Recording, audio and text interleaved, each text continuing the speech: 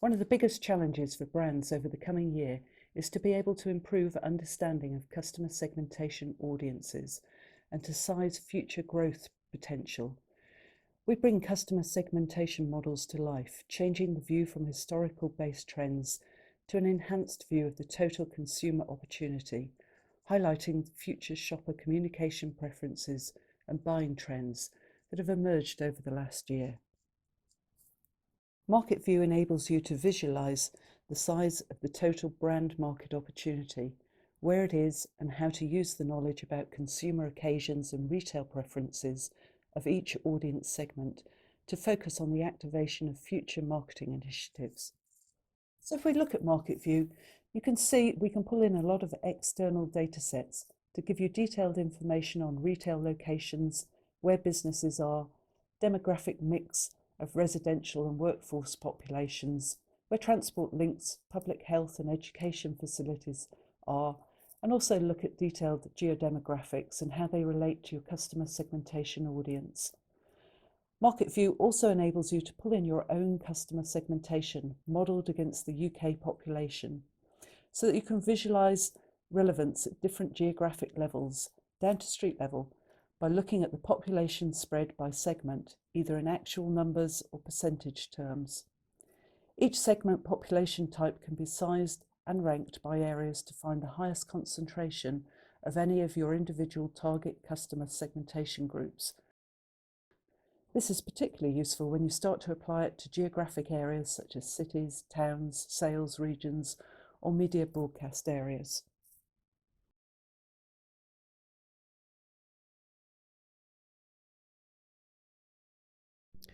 To illustrate this, we'll look at a customer segment profile comparison across three areas: the Southwest, the Southeast, and London.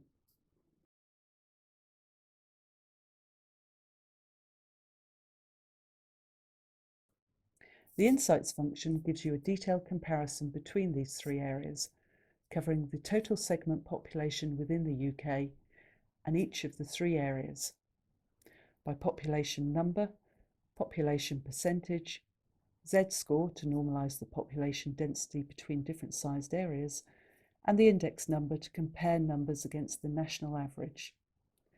We can clearly see how the segments differ between the three areas and how awareness of those differences can help target marketing content to communicate with segments representing the largest opportunity. The insights can also be downloaded so they're available for internal company use across different departments and modified easily in Excel or PDF to highlight views for different audiences. In addition to area comparisons, you can also create your own custom areas. Customer areas can be created based on drive time or radius catchment areas. As an example, we can look at a 6-mile radius around 3 different towns: Northampton, Cambridge, and Worcester. The Insight report highlights audience segment differences, which can help decide which promotions, out-of-home advertising, or even range planning is relevant by each location. It shows quite clearly there's a bigger opportunity for social interactors, budget-bound and golden age within Northampton compared to Cambridge, which has higher population segment opportunity for social interactors and occasion experiences. We also have the ability to change and create our own insight reports to enable you to pull through external data sets or any additional imported internal metrics such as sales, promotion code redemptions, etc. Reports content can be easily modified and edited. It's a great way to share information with visual impact. The final area we will look at is how to build the relevance between different segments' retailer preferences and compare it to corresponding segment audiences. The bar chart shows the differences between different shopper tribes or segments, which have come from research pen personas. These personas have highlighted communication, range and SKU preferences, along with price sensitivity and purchase occasions across different route to market environments. Here it shows which are the preferred supermarkets. By selecting the supermarket layer, we can look at where retailers are located, either as heat map clusters, points, or points coloured by retailer.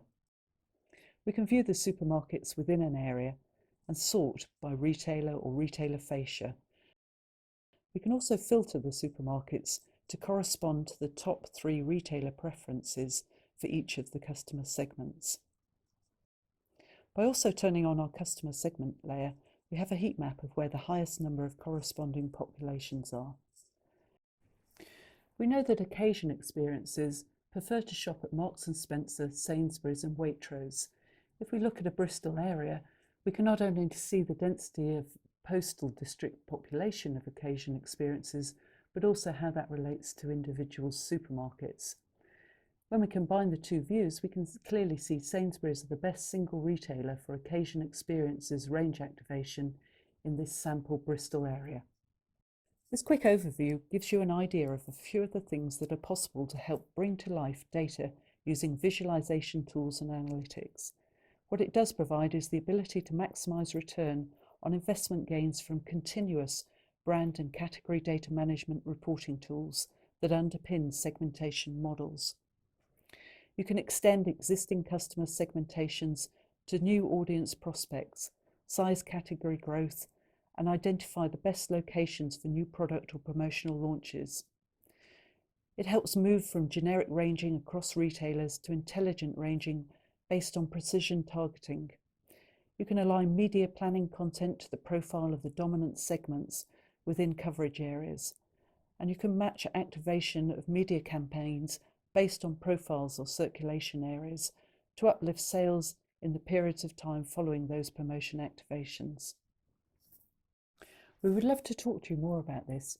Please contact us if you'd like a more personalised view of how these tools can help your brands and interactions with retailers and routes to market. Thank you.